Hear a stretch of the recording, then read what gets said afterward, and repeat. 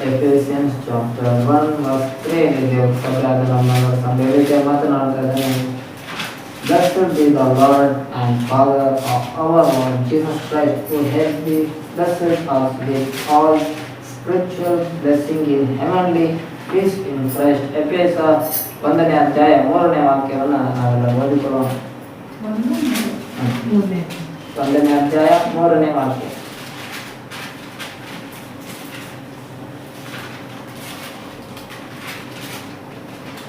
ನಮ್ಮ ಕರ್ತನಾದ ಯೇಸು ಕ್ರಿಸ್ತನ ದೇವರು ತಂದೆಯೂ ಆಗಿರುವ ಆತನಿಗೆ ಸ್ತೋತ್ರ. ಆತನು ಪರಲೋಕದಲ್ಲಿನ ಸಕಲ ಆತ್ಮೀಯ ವರಗಳನ್ನು ನಮಗೆ ಕ್ರಿಸ್ತ ಯೇಸುವಿನಲ್ಲಿ ಅನುಗ್ರಹಿಸಿದ್ದಾನೆ. ದಿನ ದೇವರ ಆತ್ಮನು ತನ್ನ ಆತ್ಮೀಕ ವರಗಳನ್ನ ನಮಗೆ ಕೊಡುವಂತ ದೇವರಾಗಿದ್ದಾನೆ. ಹಾಲೆಲೂಯಾ. ಇದು ನಮ್ಗೆ ಏನಾಗಿದೆ, ಸಕಲ ದುಡ್ಡು ನಮ್ಗೆ ಆಶೀರ್ವಾದ, ಲೋಕದ ಆಶೀರ್ವಾದ. 1 ಎಕರೆ ಜಮೀನು ಕೊಟ್ರು, 1 ಬಂಗ್ಲೆ ಕೊಟ್ರು, ಏನ್ ತಗೊಂಡ್ರು ಏನಾಗುತ್ತೆ, ನಾವು ಸತ್ತೋದ್ಮೇಲೆ ಈಗ ಎಟ್ಬಿಟ್ಟು ಹೋಗ್ಬೇಕಾಗುತ್ತೆ. ಆ ಆಶೀರ್ವಾದ ಯಾವ್ದು ಕೂಡ ನಮಗೆ ಪರಲೋಕದ ಬರಲ್ಲ.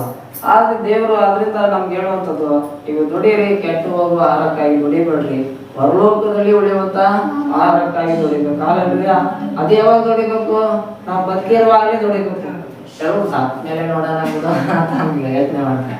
ಸತ್ ಮೇಲೆ ಇನ್ನೇನು ನೋಡ್ತೀಯ, ಸತ್ ಮೇಲೆ ಪರಲೋಕದಕ್ಕೋಸ್ಕರ ದುಡಿಯಕ್ಕೆ ಇನ್ನೇ ಆಯ್ಸ್ಕೊಟ್ಟಿರ್ತೀವಿ ದೇವರು, ಮುಗಿದೋಯ್ತು ಕತೆ ಅಂತ ಅಂತ. ಅಲ್ಲದೆ ಹಾಗಾದ್ರೆ ನಾವು ಯಾವಾಗ ದುಡಿಬೇಕು ಪರಲೋಕಕ್ಕೋಸ್ಕರ ಅಂದ್ರೆ ಬದುಕಿದಾಗ ದುಡಿಯೋದಕ್ಕೆ ತೀರ್ಮಾನ ತಗಬೇಕು.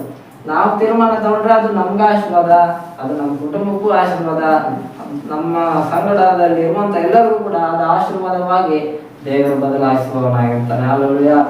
ಇಲ್ಲಿ ದೇವರು ತನ್ನ ವಾಕ್ಯದಲ್ಲಿ ಈ ರೀತಿಯ ಮಾತನಾಡುತ್ತಿದ್ದಾನೆ. ನಮ್ಮ ಕರ್ತನಾದ ಯೇಸು ಕ್ರಿಸ್ತನು ದೇವರು ತಂದೆಯೂ ಆಗಿರುವ ಆತನಿಗೆ ಸ್ತೋತ್ರ ಅಂತ. ಹಾಲೆಲೂಯಾ. ಹಾಗಾದ್ರೆ ನಾವು ಮೊದಲು ಏನ್ ಹೇಳ್ಬೇಕು, ದೇವರಿಗೆ ಸ್ತೋತ್ರ ಹೇಳ್ಬೇಕು. ಕೆಲವು ಪ್ರಾರ್ಥನೆ ಮಾಡುವಾಗ ಏನ್ ಮಾಡ್ಬೇಕು, ದೇವ್ರೇ ನಂಗೆ ಅದು ಬೇಕು, ಇದು ಬೇಕೆಲ್ಲ ಬೇಡ. ಹಾಲೆಲೂಯಾ. ಮೊದಲು ಏನ್ ಮಾಡ್ಬೇಕು, ದೇವ್ರೇ ನನಗೆ ಇದ್ದವ್ರಿಗೆ ಏನೇನೆಲ್ಲ ಕೊಟ್ಟಿದ್ದಾನೆ ದೇವರು ಅಂತ ನಮ್ಮನ್ನ ನಾವೇ ಪ್ರಶ್ನೆ ಮಾಡ್ಬೇಕು. ದೇವ್ರು ಏನೇನೆಲ್ಲ ಕೊಟ್ಟಿರ್ತಾನ, ಅದಕ್ಕೋಸ್ಕರ ನಾವ್ ಏನ್ ಮಾಡ್ಬೇಕಂದ್ರೆ ದೇವ್ರಿಗೆ ಸ್ತೋತ್ರ ಆಗ್ಬೇಕು. ದೇವರೇ ಇದು ನಾನು ಕೊಟ್ಟಿದ್ದಕ್ಕಾಗಿ ಸ್ತೋತ್ರ, ಅಥವಾ ಕನ್ನಡದಲ್ಲಿ ವಂದನೆ, ಇಂಗ್ಲಿಷ್ ಅಲ್ಲಿ ಥ್ಯಾಂಕ್ ಯು ಜೀಸಸ್ ಅಂತ ಈ ರೀತಿಯಾಗಿ ನಾವು ಹೇಳುವವರಾಗಿರ್ಬೇಕು. ಹಾಲೆಲೂಯಾ.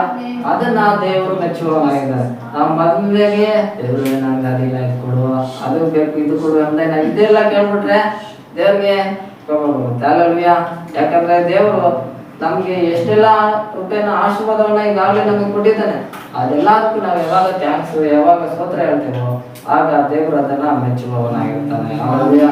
ಆದ್ರಿಂದ ಮೊದಲನೇದಾಗಿ ನಾವು ದೇವರಿಗೆ ಸ್ತೋತ್ರವನ್ನ ಹೇಳುವಂತ ಹೃದಯ ನಮಗಿರ್ಬೇಕು. ಸ್ಟಾರ್ಟಿಂಗ್ ಎಲ್ಲ ನಾವು ಸ್ತೋತ್ರದ ಹಾಡುಗಳೆಲ್ಲ ಆಡ್ತಾ ಇರ್ತೀವಿ. ಏನಕ್ಕಂದ್ರೆ ದೇವರಿಗೆ ಇದರಿಂದ ಮಹಿಮೆ ಉಂಟಾಗಲಿ ಅಂದ್ರೆ. ಹಾಲೆಲೂಯಾ. ಆನಂತರ ನಾವು ಪ್ರಾರ್ಥನೆಯಲ್ಲಿ ಏನಾದ್ರೂ ಬೇಡೋದು ಇರುವುದಾದ್ರೆ ಪ್ರಾರ್ಥನೆಯಲ್ಲಿ ಬೇಡುವವರಾಗಿದ್ದೇವೆ. ಹಾಲೆಲೂಯಾ. ಆದ್ರಿಂದ ಪ್ರತಿದಿನ ನಾವು ನಮ್ಮ ಜೀವಿತವನ್ನ ಪರೀಕ್ಷಿಸ್ಕೊಳ್ಬೇಕು. ನಾವು ಪ್ರಾರ್ಥನೆ ಮಾಡೋ ಎಲ್ಲಾ ದಿನವೂ ದೇವರು ನಮ್ಗೆ ಏನೇನೆಲ್ಲ ಕೊಟ್ಟಿದ್ದಾನೆ ಅದಕ್ಕಾಗಿ ನಾವು ದೇವರಿಗೆ ಸ್ತೋತ್ರವನ್ನ ಸಲ್ಲಿಸಬೇಕು. ಯಾವಾಗ ಸ್ತೋತ್ರವನ್ನ ಸಲ್ಲಿಸ್ತೇವೋ ಆಗ ದೇವರಿಗೆ ಮಹಿಮೆ ಉಂಟಾಗುತ್ತೆ. ಹಾಲೆಲೂಯಾ. ಯಾಕಂದ್ರೆ ದೇವರು ನಮ್ಗೆ ಒಳ್ಳೆ ಆರೋಗ್ಯ ಕೊಟ್ಟಿದ್ದಾನೆ, ಅದಕ್ಕಾಗಿ ಸ್ತೋತ್ರ ಹೇಳ್ಬೇಕು. ನಮ್ಮ ದೇವರು ದಿನ ಬದುಕಿಸಿದ್ದಾನೆ, ಅದಕ್ಕಾಗಿ ಸ್ತೋತ್ರ ಹೇಳ್ಬೇಕು. ಯಾಕಂದ್ರೆ ಹೋದ್ ವಾರ ಇದ್ದವ್ರು ಎಷ್ಟೋ ಜನ ಯುದ್ಧದಲ್ಲಿ ಸತ್ತೋಗ್ಬಿಟ್ಟಿದ್ದಾರೆ. ಯುದ್ಧದಲ್ಲಿ ಎಷ್ಟು ಜನ ಸತ್ತೋಗಿದ್ದಾರೆ ಅಂತ ಯಾರು ಗೊತ್ತಾ? ಸುಮಾರು 6,000 ಜನ ಸತ್ತೋಗ್ಬಿಟ್ಟಿದ್ದಾರೆ ಯುದ್ಧದಲ್ಲಿ. ಈಗಾಗಲೇ ಇಸ್ರಾಯಲ್ ದೇಶ ಕೂಡ ಲೆಬನಾನ್ ದೇಶದ ಮೇಲೆ ಯುದ್ಧ ಮಾಡಿ ಈಗಾಗಲೇ ಅಲ್ಲೇ ಒಂದು 6,000 ಜನ ಸತ್ತೋಗ್ಬಿಟ್ಟಿದ್ರು. ಅವ್ರು ಕಳೆದ ತಿಂಗಳಲ್ಲಿ ಇದ್ದವ್ರು ಈ ತಿಂಗಳಲ್ಲಿ ಅವ್ರು ಬದುಕೇ ಇಲ್ಲ. ಹಾಗಾದ್ರೆ ನಮ್ಮನ್ನಾದ್ರೂ ಈ ತಿಂಗಳಲ್ಲಿ ದೇವ್ರು ಬದುಕಿದಾರಂದ್ರೆ ನಾವು ದೇವ್ರಿಗೆ ಸ್ತೋತ್ರ ಹೇಳ್ಬೇಕು. ಯಾಕಂದ್ರೆ ನಾವು ಪ್ರತಿದಿನ ಬದುಕ್ತಾ ಇದ್ದೇವೆ ಅಂದ್ರೆ ದೇವರು ತನ್ನ ಕೃಪೆನ ನಮ್ಮ ಮೇಲೆ ಕೊಡ್ತಾ ಇದ್ದಾನೆ ಅಂತ. ನಾವು ಎಷ್ಟು ಕೃಪೆನ ಹೊಂದ್ಕೊಂತೀವೋ ಅಷ್ಟು ಸ್ತೋತ್ರ ಹೇಳ್ತಾ ಇರ್ಬೇಕು. ಒಂದ್ ಕಡೆ ದೇವರಿಂದ ಹೊಂದ್ಕೊಂತಾ ಇರ್ಬೇಕು, ಇನ್ನೊಂದ್ ಕಡೆ ಸ್ತೋತ್ರ ಹೇಳ್ತಾ ಇರ್ಬೇಕು. ನಾವ್ ಯಾವಾಗ ಹೊಂದ್ಕೊಂಡ ಮೇಲೆ ಸ್ತೋತ್ರ ಹೇಳಲ್ವೋ ಅವಾಗ ದೇವ್ರು ಏನ್ ಮಾಡ್ತಾರಂದ್ರೆ ಇವ್ರಿಗೆ ಎಷ್ಟು ಆಶೀರ್ವಾದ ಕೊಟ್ರು ಅಷ್ಟೇ, ಇವ್ರು 6 ಕೇರಳ 3 ಕಿಲಿಯಾನ ಹಂಗಿದ್ದಾರೆ ಅಂತ ಹೇಳಿ ದೇವ್ರ ಏನ್ ಮಾಡ್ಬಿಡ್ತಾನೆ, ನಮ್ಮ ಮೇಲೆ ತೀರ್ಮಾನ ಮಾಡ್ಕೊಂತಾನೆ. ಇವ್ರ ಆಶೀರ್ವಾದ ಎಷ್ಟಿಗೆ ಇಟ್ಬಿಡೋಣ, ಇನ್ನು ಮುಂದಕ್ಕೆ ಹೋಗೋದೇ ಬೇಡ ಎಂಬುದಾಗಿ ದೇವ್ರು ತೀರ್ಮಾನ ಮಾಡ್ತಾನೆ. ಆದ್ರೆ ದೇವ ಜನರು ಯಾವಾಗಲೂ ಲಿಮಿಟ್ ಆಗಿ ಆಶೀರ್ವಾದವನ್ನ ದೇವ್ರು ಕೊಡೋದಿಲ್ಲ. ಯಾಕಂದ್ರೆ ಹಳೆ ಮಡಿಕೆಯಲ್ಲಿ ಮಾತ್ರ ಎಲ್ಲ ಲಿಮಿಟ್ ಆಶೀರ್ವಾದ. ಆದ್ರಿಂದ ದೇವರ ಆತ್ಮನು ಕೂಡ ಲಿಮಿಟ್ ಆಗಿ ಕೊಡ್ತಾ ಇಲ್ಲ. ದೇವರ ಆತ್ಮ ಒಬ್ಬೊಬ್ಬರ ಮೇಲೆ ಮಾತ್ರ ಇಳಿದು ಬರ್ತಾ ಇಲ್ಲ. ಆ ಹಳೆ ಒಡಂಬಡಿಕೆಯಲ್ಲಿ ದಾವೀದನ ಮೇಲೆ ದೇವರ ಆತ್ಮ ಹೇಳ್ಕೊಡ್ತಿದ್ದ, ಅವ್ರ ಮಕ್ಳ ಮೇಲೆ ಯಾರ ಮೇಲೂ ಬರಲಿಲ್ಲ.